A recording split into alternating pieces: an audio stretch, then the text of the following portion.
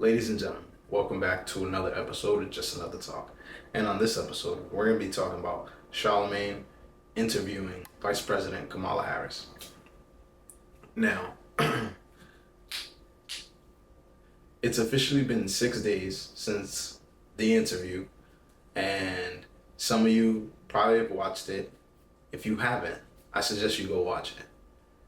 I watched this interview multiple times, and the more that I watched it, the worse it got. After watching that, I am now 120% positive that I do not understand how people want to vote for her. Some of the things she said in this interview were completely and totally perplexing. I understand that on the other side of the aisle is not someone that is much better. Like I've said in previous videos, both choices suck. I'm quite perplexed at how people can listen to her and see the things she's saying and then have faith in her. I don't get how you can have faith in some of her ideas. Let's just jump right into it, and I got a clip I want to show you guys. Is to see Black folks, and in particular Black men, as a whole human being. And understand that we are talking about sons, we are talking about fathers, we are talking about grandsons, we're talking about grandparents, we're talking about uncles. So obviously, that sounds presidential. Sounds pretty good. The part that I'm confused about, what is Black men are a whole human being? What? What the fuck? When were we not? I understand people are like, oh, slavery. I get that. I'm fucking tired of this narrative of because slavery was 400 some years ago and I might have had ancestors who were slaves. I now am suffering from these issues. I don't completely disagree that some of the things that did happen during slavery and the years after slavery and all the way up till now are in some way not causation, but you can say have a mark on today's society, but you can't say that it's the complete reason, because that's fucking asinine. I'm sorry, that's asinine. Like, we've come too far, we've done too many things for there to be still this level of, I don't even know what to call it. Maybe ignorance? Just, I don't want to say stupidity, because it's a large section of the people who still believe this, but it's got to be some kind of brainwashing, indoctrination. I don't know what you call it. I'm not here to pick the names of these things. I'm just pointing some shit out that doesn't make sense to me. And if I got this wrong, please jump in the comments and let me know, because I am perplexed. I'm amazed, I'm astonished, I'm baffled. I just don't get it. I don't get how people can still see hope in this lady. Now, again, in all fairness, there's another portion of this video that I'd like to show you guys that she did make some sense. In terms of my immediate plan, I will tell you a few of the following. One, as it relates to the economy, which is a lot of what you have addressed. Look, I grew up in the middle class. My mother, worked hard, raised me and my sister, and by the time I was in high school, she was able to afford our first home. I know what it means for an individual and a family to have home ownership. I also know, in the context of history, nobody got 40 acres and a mule. We have a history of a number of things, including redlining. Detroit knows it well. A history of, for example, something that still exists that I've worked on to address, which is racial bias in home appraisals. And we know home ownership is, Black families are 40% less likely to be homeowners than others. And that home ownership is one of the surest ways to build intergenerational wealth, right? Because when you own a home, that's when if your child says, Daddy, I want to go to college, you can say, sweetheart, don't have to take out a loan. I'll take some equity out of the house. Or if your child says, I want to start a small business, same point, right? She talks about redlining, which is a problem, has been a problem. We understand that. There also is something that she ties in, which is the appraisal of homes and why Black people can't get homes because of racially motivated appraisals. I don't want to rule it out, because I understand that at one point in time that was happening, but there are laws against that. And if an appraiser is caught doing that, they can be in a lot of trouble. Now, the other side of that coin is, well, how do you catch them? There are certain safeguards put in place to better help sellers, regardless of what they look like, but just overall, so an appraiser doesn't take advantage of them. And again, that's kind of where I can completely understand, like, okay, there are laws against this. You can't just say this shit is happening. I think if we had an abundance of that, you would see it in the news. It'd probably be the number one story everywhere. And the fact is, you're not seeing that because there's a law against it, which deters people from doing it. Now, there are bad seeds or there are bad apples. Of course, there are. They're always gonna be. That doesn't mean we can't work towards trying to stop them, but it also doesn't mean that we just emphasize everything on that. There are a lot of other issues in our community that hurt us when it comes to buying power, when it comes to living the quote unquote American dream. There are other things that are factors. Our culture, our spending habits, our thought processes, how we treat each other. There's a lot of things you can label that are an issue. And one thing that I believe is Thomas Sowell who says it, and I've heard other people as well, like Candace Owens say it, even Ben Shapiro said this, where in the 50s, when there was segregation and this level of racism in our country that's unparalleled to what we see now, which is you don't really see racism. I think there's a few racist people, but it's not an abundant like it was then. 1950s was a completely and totally racist climate. And you still saw black families together. You saw black neighborhoods thriving, so much so that you had Black Wall Street in Oklahoma, I believe it was, where, of course, that was burnt down. And that's a sad story besides it. But my main point is the fact that there was economical growth for black folks in this country. And I would even go as far as saying there was more economical growth in the 1950s when there was more segregation and more racism than there is now. Now we're more divided. The culture is all about getting money fast, drug dealing, or being a basketball player or a sports star. It's not about highlighting the scholars or engineers, builders, teachers, police officers, firefighters, right? And I understand that, our culture also has certain relationships with with intricate parts of the system. So there is a level of understanding that I have. However, there should also be that level of understanding where we live in an information time. I'm the prime example of someone who really didn't know much shit, wasn't really following anything specific. Just kind of at a young age, I was kind of told, hey, you're a Democrat, that's who we vote for, and kind of followed that. And it was noticing little things that made me look at other things that from then on had me start looking into things and realize, hold on a second, like, this is not how you live life. I gotta do something better with my life. I gotta get better. And I know no one around me can help me because no one around me is doing the level of things that I wanted to do or that I saw other people who, even if they didn't look like me, were doing. I investigated and I searched. And so I think that our society conditions us to not think as in Rich Dad Poor Dad, which is a great book and you guys should read it, where Rich Dad is how can we afford that, where Poor Dad is, well, we can't afford that. It's just a very big difference in the thought processes. The main reason I made this video is for this next clip, and we're just gonna get right into that. And I have a question for Kamala Harris.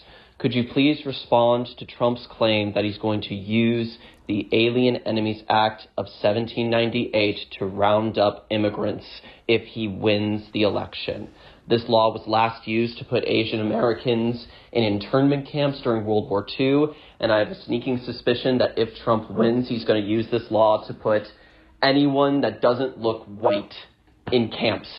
Anyone that's not white is going to go into internment camps due to the Alien Act of 1978. Stupid. Are you kidding me? Like, do you seriously believe that? Because if I'm not mistaken, he was fucking president already and he didn't try to do anything near that. So you're telling me that now he's gonna do that? I'm so fucking confused. Like, where does this thought process come from? Like, how can you say that? Why? Like, yo, I don't know. I don't know what to do. I was watching this interview and I heard him say that and I was just like, I literally like almost dropped my phone. I can't believe that someone who's an American citizen, who can read and write, I hope, genuinely thinks that. Now, I know Donald Trump did say he would use that, but there's a couple things that you guys should know about this act. And it's the fact that it can only be used during wartime and only against enemies of a nation. So by the definition of the way that it's written, he technically can't just say, hey, all you immigrants, illegal immigrants that can't be here, we're rounding you up, you gotta go. Or you gotta go into an internment camp. Bobby asking that question and thinking that thought process, I think genuinely shows the lack of understanding of our Constitution, our Bill of Rights, and our Republic overall, and just what it is that we are and how we fucking operate. Like, it really doesn't take that long to go on Google and just realize, holy shit, hold on a second. The president does not have that much power over the country. That's the point of having 3 branches of government. Come on, we learned this shit in fucking elementary school at some point in time. Like, come on, Bobby. Like, step your game up. Regardless, let's go ahead and listen to what Kamala says now. You've hit on a really important point and expressed it, I think, so well, which is he is achieving his intended effect to make you scared. Stop it. Get some help. He is running full time on a campaign that is about instilling fear, not about hope, not about optimism, not about the future, but about fear. And so this is yet another example. Look what he did in saying that those legal immigrants in Springfield, Ohio, were eating their pets. And by the way, the hypocrisy of it abounds, because on the issue of immigration, let's be clear, some of the most conservative members of the United States Congress, working with others, came up with a border security bill, which was the strongest, toughest border security bill in a long, long time. It would have put 1,500 more border agents at the border. It would have reduced the flow of fentanyl into our country, which is killing people all over our country of every race and background. It would have allowed us to do more work on prosecuting transnational criminal organizations, which I have done in my career. Trump got word that that bill was afoot, knew it would fix the problem, and told his buddies in Congress to kill the bill. And you know why? Because he would prefer to run on a problem instead of fixing a problem. And he's running his campaign in a way that he does these rallies where people, by the way, walk out, and does these rallies to try and instill fear. Mm-hmm. Don't nobody want to hear no more about how Donald Trump fucking called his boys and ended that. Because that's not how this shit works. That's not how the system works. And I'm so tired of hearing this bullshit, because that's what it is. It's bullshit. Like, I don't know how else to say it. Like, it's the snake oil salesman peddling snake oil. Like, what are we doing? I want to address 2 things from her statement. First off, the fear narrative. Madam Vice President, I think you're the one peddling fear, talking about Trump is going to end the Constitution. Trump wants to cut taxes for his friends while cutting the budget to services that everyday Americans need. All of these things that she said, all these things that they've all said, are all peddling fear. I'm sorry, but the last time I checked, Trump just talks about how much better he's going to make the country. No wars, more prosperity, a tax cut, less regulation for businesses to grow. I know, I'm wearing a different outfit. You're probably like, what the fuck happened? Well, while the team was editing the film, there was a few updates, as well as there was something that I felt that I didn't say that I kind of wanted to speak about. There's a portion in the interview that we're discussing where she says a lot of voters think that because Trump's name was on one of the stimulus checks, that means that the check came from Trump. Occasions recently, Don Lemon has stated that there's a large group of black men who believe Donald Trump sent them a personal check during COVID because his name was on it versus it coming from the government as a stimulus check. Can you provide some clarification on this? Oh, Speak to the stimmy. I'm so glad you raised that. Mm-hmm. So here's what happened. A majority Democratic Congress fought to get those stimulus checks out, fought against resistance by the Trump administration. and one, because we had a majority of Democrats in Congress. And that's why those checks went out. As we all know and grew up learning, Congress holds the purse strings. It was Congress that made that decision. And then Donald Trump, never being one to pass up an opportunity to give himself credit when no credit is due, put his name on those checks. And sadly, it resulted in people thinking Donald Trump was responsible for and directly responsible for putting money in their pocket, when in fact, it was a Democratic majority Congress that was responsible for those checks going out. That thought process is lunacy, okay? I don't know anybody who I've asked, black male or not, who says, oh yeah, it came from Trump. Trump may have signed off on it, Trump may have put his name on it, but we understand it came from Congress, and we understand that, you know, it was a bipartisan thing where everybody came together and was like, hey, we need to stimulate the economy somehow, and we need to give these people who haven't been working for months a stimulus check. Now, I'm not here to debate whether it was a good idea, bad idea, or none of those things. The main point that I wanted to focus on was the fact that it just feels like they think we're stupid. And I say we as in black men. It feels like they think the black culture is stupid, right? And I say that because if you look at the people that Trump has at his rallies talking to the crowd, yeah, he has some famous people. You know, he had Kid Rock, he might have had, I think he had Hulk Hogan as well. And there were a couple other people as well. When you look at rallies for Kamala, more specifically the Detroit rally, which actually happened after this podcast, you got Lizzo saying, oh, we love Detroit, Detroit's beautiful, and, you know, if you want to have every U.S. city like Detroit, vote for Kamala, which is asinine.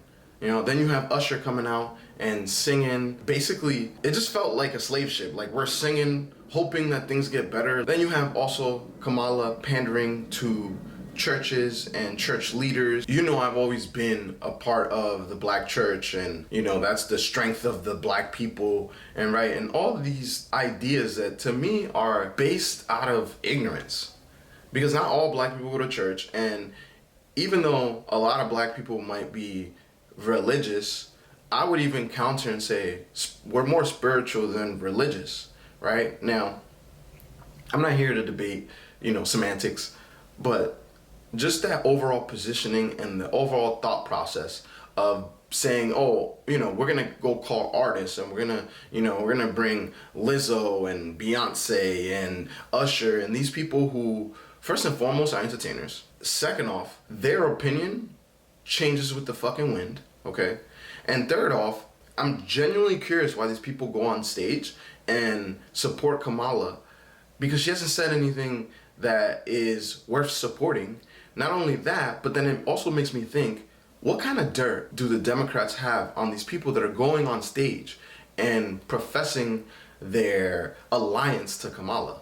Right? Because it's not her ideas. Her ideas are not great. We already know that. We've seen her in multiple interviews. You see how she talks, what she does. It's all the same shit over and over and over until she was actually pressed. Then she changed, but still refuses to answer questions in a comprehensive way that's understandable to everyone. Doesn't like challenging questions, or doesn't do challenging interviews or podcasts outside of maybe one or two, right, that we've seen. Again, it just feels like, oh, well, black people, you've always voted Democrat. You should vote for me because I'm better than the other guy. That is not a way to win my vote, at least.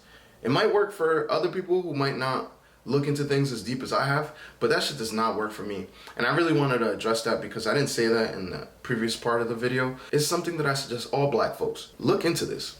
Look at the contrast.